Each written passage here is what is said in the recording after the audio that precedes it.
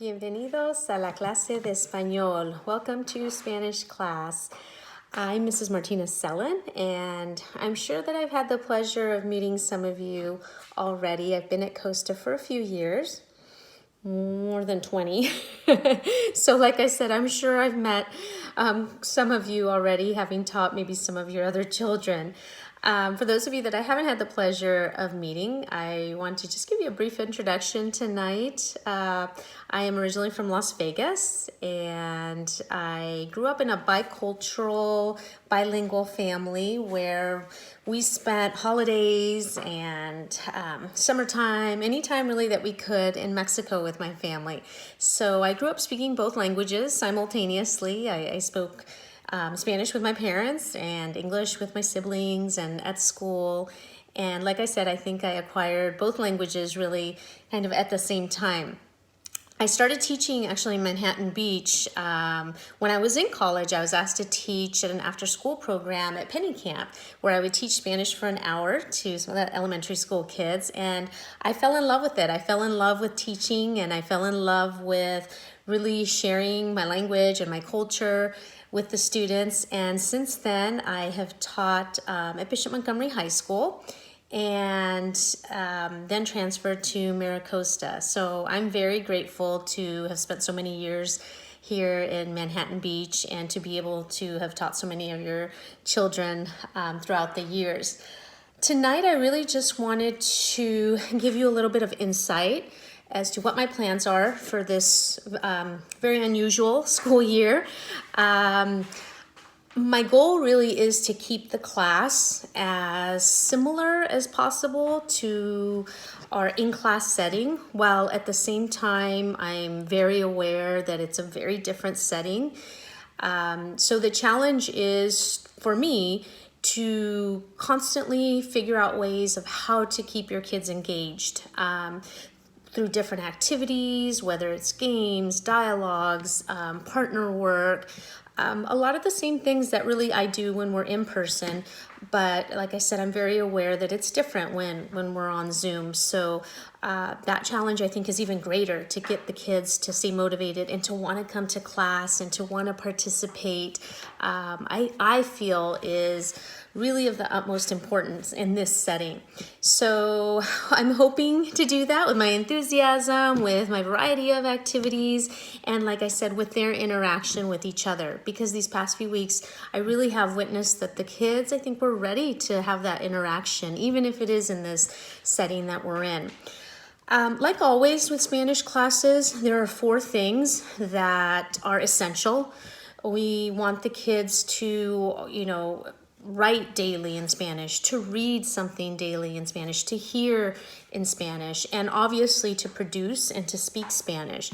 So this year is a really great year for your kids, because I feel like it's the year where they really get to apply all of that grammar knowledge that they've learned throughout the years, all of those tenses, all of those rules, and they really get to piece it together and just use that and just start to speak, and hopefully to speak freely, which is another one of my goals this year, is to really give them the confidence that they need to speak another language, because it's not easy, and it's not easy for them to make mistakes and to bounce back, which is a big lesson, and to know that it's okay that you don't have everything right, because it's part of the process. So I'm really focused on that this year. And again, when we're in a Zoom setting, sometimes it's even more difficult to feel that confidence. So I'm hoping to be able to get them to that point where they aren't struggling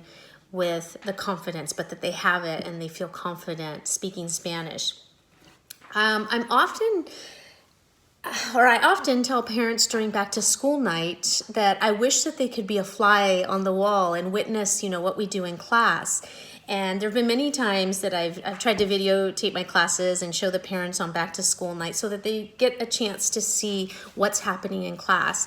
And I realized that although there are many negatives to being in this situation, I think that's one of the positives of this, that you actually get to be a fly on the wall if you peek in while your son or daughter is in Spanish class, and you get to hear what we do in class and if they're participating and just what's happening. So I think that's a really great thing. I encourage you, if you're able to listen in and to hear what's happening, and also to hear your kids speak Spanish, because sometimes I think parents don't realize really how much these kids know and how impressive it is to hear them using the language and, like I said, applying all of those grammatical rules that they've learned.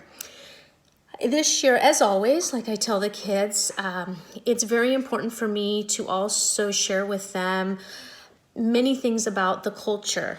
I think when you learn a foreign language, you have to learn about the culture. It just goes hand in hand to learn about the music that we listen to learn about the food, the costumbres, the customs, all of that. And I find that kids really find that interesting. And I think that's one of the things that really kind of gets their attention and gets them eager to learn different things other than just the grammar and do the activities from the book. So I'm really excited this year. I already have had a great experience with your kids.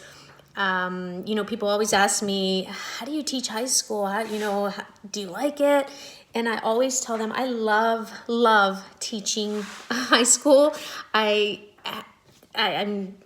so grateful that every year at the end of the year, I think, my goodness, how lucky I am to have taught these kids, because I think that from the first day in my class, they realize that I will always try and be as respectful and as courteous and supportive of them as possible. And really, that's all I expect in return. So we generally have a very good relationship interaction with your kids. And again, hopefully they're enjoying it and eager to join us every day, and actually every other day on Zoom. So again, I'm really looking forward to it. I encourage you to continue to encourage them to participate.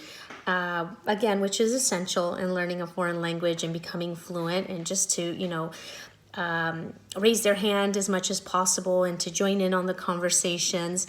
And I think slowly but surely they all will. If you need to get in contact with me, or if you have any questions or concerns, please feel free to email me. I primarily check the MBUSD apps account. And like I've told your kids, all of our information really is on Google Classroom. So, if you're ever unsure about what we're doing or the assignments, it's all on there. And you can certainly, ask your kids if you can just take a glimpse at it if you're curious. But the online textbooks are on there as well for their use. So if they ever don't have their textbooks, they can use the online version. And yes, so please feel free to contact me and to share with me any concerns that you may have. I thought, before I was doing this, like what I wanted the takeaway to be from tonight.